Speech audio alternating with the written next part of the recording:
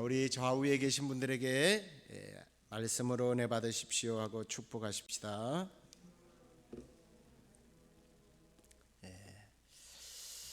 오늘은 사도 바울이 이제 마지막 마무리를 사장에서 하게 되면서 성도들에게 교훈하는 그 내용을 가지고 우리가 함께 말씀을 나누겠는데요. 사람이라는 게 때로는 누군가에게 좋은 말을 해야 될 때도 있고 꾸지람과 책망을 해야 될 때가 있지 않습니까? 근데 아주 가까운 사이일수록 우리가 누군가를 꾸짖고 책망한다는 게 굉장히 조심스러울 때가 있어요. 왜냐하면 가까운 사이일수록 사람은 더 큰 상처를 받는다고 합니다.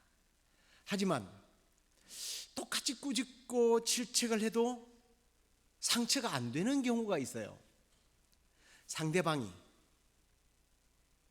내가 얼마나 그를 아끼고 사랑하는지 알면 꾸짖고 책망을 해도 별로 이게 상처가 되기보다는 저분이 나를 정말 끔찍하게 생각해서 이렇게 충고를 하시는구나 하고 받아들이게 되는 거죠.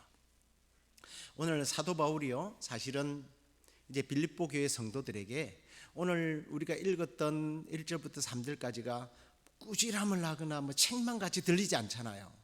근데 사실은 굉장한 꾸지람과 책망이 들어있는 말씀이에요. 그럼에도 불구하고 전혀 우리도 그런 분위기를 느끼지 못하지만 빌립보 교인들도 그렇게 받지를 못했단 말이에요. 자, 그래서 오늘 바울이 빌립보 교회 성도들을 꾸짖고 권면하는 이 말씀이 왜 상처가 되지 않았는지 우리가 그 내용을 함께 다루면서 그가 말씀하고자 하는 이 꾸지람과 이 책망이 우리에게 어떻게 적용이 되어야 하는지를 우리가 함께 나누도록 하겠습니다. 자, 앞에 말씀드렸죠. 꾸지람과 책망이 있긴 한데 사이가 좋으면 괜찮다고 그랬죠. 그래서 사도 바울이 1절 말씀을 한번 보십시오. 그러므로 나의 사랑하고 사모하는 형제들, 나의 기쁨이요 면류관인 사랑하는 자들아, 이와 같이 주 안에 서라. 굉장히 그 사도 바울의 아주 정말 사랑이 넘치는 고백과 같은, 사랑하는 사람들에게 고백하는 그런 고백의 내용이라는 거죠. 여기 이제 먼저 사랑하고 그랬는데 이 여기서 말하는 이 사랑하고 하는 이 아가페토스라고 하는 아가페 그러면 우리는 하나님 이렇게 이해를 먼저 합니다만, 이 아가페토스라고 하는 이 용어는요, 어떤 연인들과 사랑하는 어떤 이런 사랑이 아니고 혈연 관계에서 사랑하는 사랑을 말해요. 그래서 이걸 성경에서는 원래는 다르게 번역하면 형제애라고 말할 수 있습니다. 형제애. 이건 세상 사람들이 어떤 피가 섞이지 않는 사람들이 모르는, 이해할 수 없는 그 끈끈한, 정말 가족 안에서만 사랑하는 이 사랑이라는 거예요. 예수 그리스도의 피로 우리는 한 가족이 되었다는 거예요. 그리고 사모한다고 그러잖아요. 두 번째는 사모하고 그랬어요. 이건 이제 사랑하는 연인과 오랫동안 헤어져 있으면서 그리워하는 마음을 말합니다. 우리 특히 이제 미국에서 살고 계신 분들은 이제 부모와 형제들, 그리고 또 사랑하는 사람들, 지인들과 멀리 떨어져 살다 보니까 이 사모한다라고 하는 말이 좀 실감이 갈 거예요. 요즘에는 과학이 워낙 발달해서 이 핸드폰 하나 가지고 영상 통화도 하고, 요즘 카카오톡으로 보이스톡으로 몇십 분씩 그렇게 수다를 떨고, 하지만 끝에는 뭐라고 그래요? 보고 싶어요 그래요. 보고 싶어요. 지난번에 누나하고 영상통화를 하는데 야 보고 싶다 그러는 거예요. 아니, 보고 있는데 보고 싶다 그래요. 이게 이제 그리움이란 말이죠. 근데 이 보고 싶다라고 하는 이 말은요, 사실은 어떤 의미를 갖고 있느냐면 내가 당신과 함께 시간을 보내고 싶다라는, 같이 있고 싶다는 얘기예요. 바울이 1장에서 1장 25절에 보면 너희 무리와 함께 거할 것을 내가 확신한다라는 말을 했잖아요.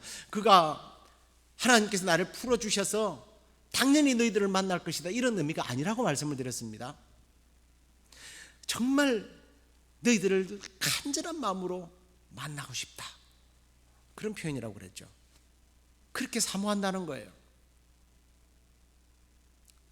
아마 그런 사모하는 분들이 여러분들에게 많을 거예요. 특히 한국에서 뭐 사실은 저희 장모님이 지금 오늘 내일 하십니다. 근데 가고 싶어도 못 가요. 격리를 14일 동안 하는 동안에 돌아가실지, 그리고 돌아가시면 3일 안에 들어가면 격리를 면제시켜 준다고 하는데, 서류들을 보니까 3일 안에 결코 받을 수 없는 서류예요. 이건 서류를 9가지나 해야 되는데 어떻게 가요? 못 가요. 사도 바울이 지금 그런 형편이란 말이죠. 옥에 갇혀 있어요. 기도를 해볼 때에 그는 곧 죽는다는 것을 알고 있었습니다. 그래서 자기가 개척한 교회 성도들 정말 눈에 아른아른하는 거예요. 보고 싶은 거예요. 같이 있고 싶은 거예요. 다음에 보면 되지, 이게 아니란 말이에요. 저는 이 말씀을 보면서 교회가 어떤 교회가 좋은 교회일까라는 생각을 해봤습니다. 좋은 교회란 사람이 많이 모이고 좋은 예쁜 건물을 가지고 있고 헌금이 남아돌고, 이게 좋은 교회가 아니라 교회 문을 나서는 순간부터 우리 장로님이 보고 싶네, 우리 목사님 보고 싶네, 우리 집사님이 보고 싶네, 왜 그렇게 보고 싶지? 이런 형제가 있는 교회, 그런 교회가 좋은 교회예요.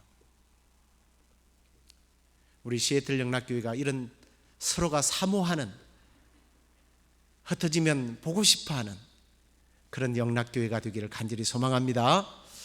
그 다음에요, 바울이 너희들은 나의 기쁨이다라는 말을 하고 있습니다. 이 기쁨이라고 하는 말은 단순히 즐겁다라고 하는 이런 의미가 아니고, 정확한 뜻은요, 너희들을 생각할 때 긍지를 가진다라는 뜻이에요. 긍지를 가진다. 우리 한국 사람들이 이게 참 부족한 것 같아요. 그래서 옛 말에 이런 말이 있잖아요. 사촌이 땅을 사면 어디가 아파요? 배가 아프대요. 정말 그런 사람이 있을까? 저는 별로 그런 걸 못 느껴봤으니까 그랬는데, 미국 와서 그런 분을 진짜 만났어요. 지난번에 김영복 목사님하고 한번 그런 말을 했지만, 어떤 분이라고 이야기하면 다 할 수 있는 분이에요. 저에게 그래요. 목사님, 나는요 옛날에 다니던 교회가 목사님이 자기 아들 자랑하는 소리를 듣고 얼마나 질투가 나고 짜증나고 배가 아프든지 설교가 안 들어봤어요. 그래서 그 다음에 교회를 옮겼어요. 소름이 끼치더라고요. 이분이 그런 말을 하실 분이 아니거든요. 사실은 그런 말을 해서도 안 될 위치에 있는 분이에요. 이게 한국인의 정서가 이렇구나라는 걸 저는 한편으로 좀 이해할 수 있었습니다. 형제가 잘 되고 있다는 말을 들으면 기뻐하고 동감하고 축하하고 감격하고 감사하고, 이게 정상인 것 아닙니까? 우리 시애틀 영락교회는 믿음의 형제들이 잘 된다는 소리를 들을 때마다 박수치고 함께 기뻐하는 그런 성도들 되기를 다시 한번 주의 이름으로 축원합니다. 그 다음에요, 면류관이라고 그래요. 너희는 나의 면류관이다. 여러분, 면류관 그러면 일단 성경적인 개념으로 어떻게 이해를 해요? 운동 경기를 하고 그 다음에 전쟁에서 승리한 다음에 받는 이 공적의 면류관으로 생각합니다만, 뜻밖에도 여기서 나오는 이 스테파스라고 하는 스테파노스라고 되어 있더라고요. 이 말은 어떤 말이냐면, 여러분 그 궁중에서 과거에 고대 영화를 보면 여자들이 나올 때에 왕관 같은 걸 이렇게 쓰고 나오죠.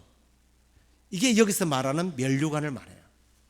궁중에서 열리는 아주 화려하고 성대한 파티, 그것도 품위를 세우기 위해서 남자들은 여기 이런 휘장을 두르거나 여자들은 이 관을 쓰는 것, 이게 여기서 면류관이라는 거예요. 이거 어떤 의미죠? 너희들과 함께 파티하고 싶다는 거예요. 즐겁게 교제하고 싶다는 거예요. 맛있는 음식을 먹으면서 품위 있게. 얼마나 사도 바울이 참 인간적으로 이런 단어 한마디 한마디가 성도들에게 관심을 가지고 있고 얼마나 깊은 애정을 가지고 있는지를 말하고 있는 거예요. 그러면서 드러나지 않지만, 우리의 성경에는 드러나지 않지만 분명한 두 가지의 꾸지람을 하고 있습니다.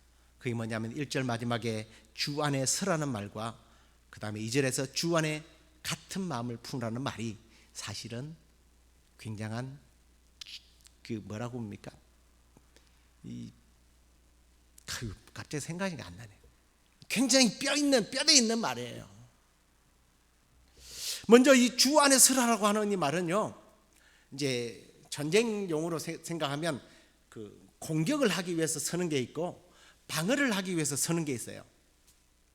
근데 여기서 말하는 이 서라는 것은 공격을 하기 위해서 서 있는 것이 아니라 방어를 하기 위해서 서 있는 상태를 말하는 거예요.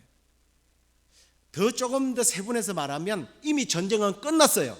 승리를 거두었습니다. 승리의 깃발을 높이 걸어두었어요. 하지만 방어를 위해서 서 있어야 한다라는 거예요.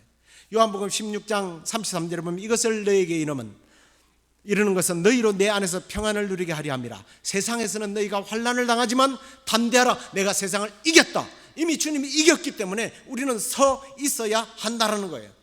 승리를 지키기 위해서.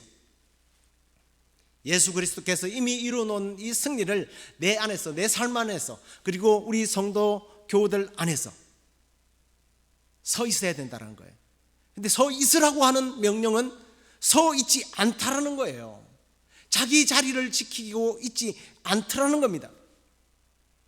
적의 공격으로부터 방어를 해야 되는데 이 성을 막아설 사람이 없어서 적으로부터 공격을 당해야 하는 그런 입장이 되었다는 거예요. 지난주 월요일 미국 현충일이었죠. 6월 6일 우리나라는 현충일이고 미국은 지난주 월요일입니다. 요새의 방어가 얼마나 중요한지 그것을 알려주는 영화 한 편이 있어요. 포스터를 한번 띄워보시겠습니까? 남자들은 봤을 것 같아요. 아웃포스트라고 하는 영화예요. 실화입니다.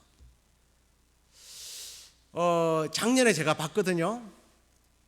근데 현충일이고 그래서 제가 이 영화를 다시 한 번 더 봤습니다. 근데 제가 성격이 급해서 영화 끝나고 이게 뭐 감독이라면 자막이 나오죠. 그럼 꺼버려요. 그때는 몰랐습니다. 근데 이 영화를 보게 된 계기가, 다시 본 것이 그 뒤에 나오는 것들이 너무 감동이다라는 이야기를 듣고 그때 내가 그걸 못 봤구나, 다음에 기회가 있으면 봐야지 하다가 현충일이라서 봤어요. 그때서 싸웠던 이 막 병사들이 트라우마를 겪으면서요, 그걸 이겨내기 위해서 그 몸부림치는 그런 인터뷰들이 막 나오는 거예요. 근데 그 영화의 주된 요새가 뭐냐면, 이 요새는요, 거기는 있어서는 안 되는 요새예요. 그렇지만 이미 승리를 거두고 거기에 요새 진지를 삼아야 되니까 어쩔 수 없이 거기에다가 요새를 둔 거예요. 근데 각기 병사들이요, 자기 맡은 위치를 떠나지 않고 막 몇백 명의 아프가니스탄 그 탈레반들이 쳐들어오는데 그걸 막기 위해서 막 팔다리가 날아가고 그러면서도 그 자리를 지키는 그런 모습이에요. 그리고 그 인터뷰 내용들을 그 사람들이 누가 훈장을 받았고, 정말 살아있으면서 이런 훈장을 받은 사람은 미국 역대의 두 번째라고 하는 뭐 그런 인물도 있고요. 근데 왜 그렇게 막 펑펑 눈물이 나오는지 몰라요. 오늘 이 말씀을 생각하면서 보니까 그런 것 같아요. 내가 방어하기 위해서 내가 지켜야 하는 이 자리가 얼마나 소중한지, 내가 뚫리면 다 뚫리는 거예요. 이게 사도 바울이 오늘 빌립보 교회 성도들에게 주 안에서 서 있어야 된다 라고 하는 의미예요. 주님께서 거둔 이 구원의 승리를 지키기 위해서 나의 자리, 믿음의 자리, 신앙의 자리, 이 공동체 안에서의 나의 자리를 지켜야 한다는 거예요. 그런데 빌립보 교회는 그렇지 못하고 서 있지 않고 심지어는 어떤 일이 일어났느냐 하면 내분이 일어난 거예요. 그래서 사도 바울이 주 안에 같은 마음을 품으라 라고 하는 말을 합니다. 내분이 이미 일어났기 때문이에요. 이 내분이라는 어떤 거냐면 빌립보 교회는요, 이 여자 성도들이 주도권이 셌어요. 강했어요. 지난번에 배경을 말씀드리면서 이야기 드렸죠. 이 빌립보 교회는 사도 바울이 그 마게도냐에 가서 이 두아디라 성에서 장사하러 온 루디아라고 하는 여성을 만나면서 세워진 교회입니다. 고대 사회에 여자가 국제무역을 한다, 상상을 못하겠다라고 생각할지 모르겠지만 의외로 그때 그 시기에는요, 요즘에도 여자들이 이런 인권 신장을 누릴 수 있을까 할 정도로 여성 인권이 엄청나게 높았던 때입니다. 자녀를 낳으면 아버지 이름을 따는 것이 아니고 엄마 이름을 따도 될 정도로 그런 시대였어요.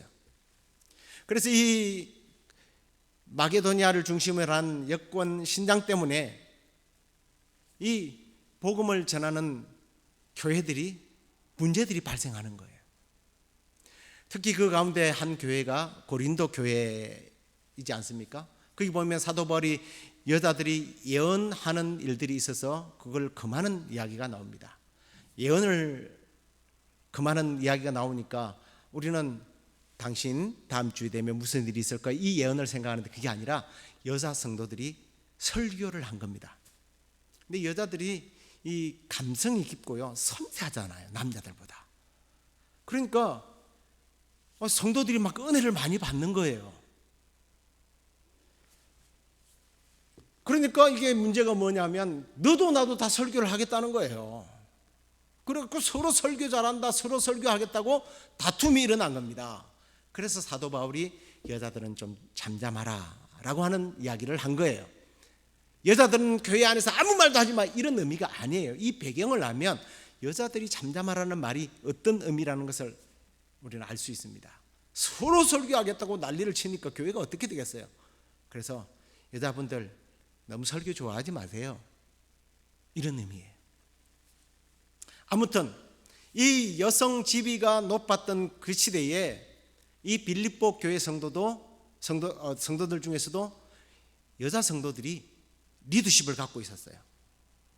두 여자 사이에 문제가 일어난 겁니다. 요즘으로 말하면요, 여전도회, 1여전도회, 2여전도회, 여전도회 회장들끼리 붙은 겁니다. 그로 인하여 문제가 발생하는데 3절을 읽어보면 이 문제가 어떻게 발전되느냐면 복음을 전하는데 복음을 전하는 일이 막혀버렸다는 거예요. 이게 3절에 우리는 전혀 그렇게 의식을 않고 있는데요, 복음에 나와 함께 힘쓰던 저 부녀자를 도와라 라고 하니까 열심히 일하는 사람을 도와서 더 열심히 일하라는 의미인데 그게 아니고 열심히 일하는 사람들이 일을 안 하니까 이 여인들을 다시 하나가 되게 해서 복음을 전하는 일에 일하도록 하라라는 의미예요. 그 여자들이 누구냐면 유오디아와, 잘못 읽으면 순두부 이렇게 나오는데 순두부가 아니고 순두개라는 여인이 서로 이렇게 싸운 겁니다. 그래서 사도 바울은 싸우지 말라, 다투지 말아라, 같은 마음을 품으라 라고 말씀을 한 겁니다. 근데 성경은 사도 바울이 그렇게 말하잖아요. 하나님의 말씀으로 성령의 감동으로 쓴 거라는 거죠. 이 사도 바울이 오늘 같은 마음을 품으라 이 권면하는 이 말 한마디 한마디가 사실은 자기의 감정이라기보다는 성령님께서 읽어준 거예요. 그렇게 일러준 겁니다. 참 이게 중요한 게요, 같은 마음을 품는다는 게 얼마나 중요하냐면 일이 목적이 아니라는 거잖아요. 열심히 일을 하는데 서로 다른 목적과 동기를 가지고 일을 하게 되면 이 분열이 일어나면 차라리 안 하는 것보다 못한 게 일이에요. 일을 할 때 누가 얼마나 잘나고 못났느냐, 내 실력을 보여주느냐 아니냐, 이게 일어나면요 그 공동체는 무너져요. 와해됩니다. 그리고 특히 교회라는 곳은요 그런 것 같아요. 일이 참 많아요. 근데 희한하게도요 이런 특징을 갖고 있습니다. 교회는요 일을 시작하면 끝이 없어요. 근데 교회가 일을 안 하기 시작하면 할 게 없어요. 이게 참 신기한 것 같아요. 그래서 하나님은요 자꾸만 어떻게든 일거리를 만들어요. 왜 일거리를 만들어요? 이건 하나님께서 우리에게 내어주는 숙제예요. 사실은 숙제. 여러분 우리가 아이들을 교육해 봐서 알지만 선생님이 숙제를 안 내주면 애들이 공부를 해요 안 해요? 안 해요. 숙제를 내어줘야 미치겠네 뭐 안 되면 참고서를 참고하든지 아니면 엄마 안 되겠어요 누구 가해 선생님이라도 붙여주세요 해서 공부를 하게 만드는 거예요. 그게 다 뭐냐면 숙제하는 거예요. 숙제. 근데 숙제가 목적이 아니고 뭐예요? 이 아이 실력이 자라나도록 하기 위한 것이 목적이죠. 하나님께서는 우리에게요 교회가 일이 많으니까 무조건 일이 목적이 아니라 이 일을 통해서 우리가 하나 되어지고 성장하고 성숙해 가도록 하기 위해서 하나님은 일을 시킵니다. 우리 전도사님에 비하면 제가 아직까지 많이 못 알아지만 제가 나이는 젊은 것 같아도 교회 사역을 한 지 33년이 넘었어요.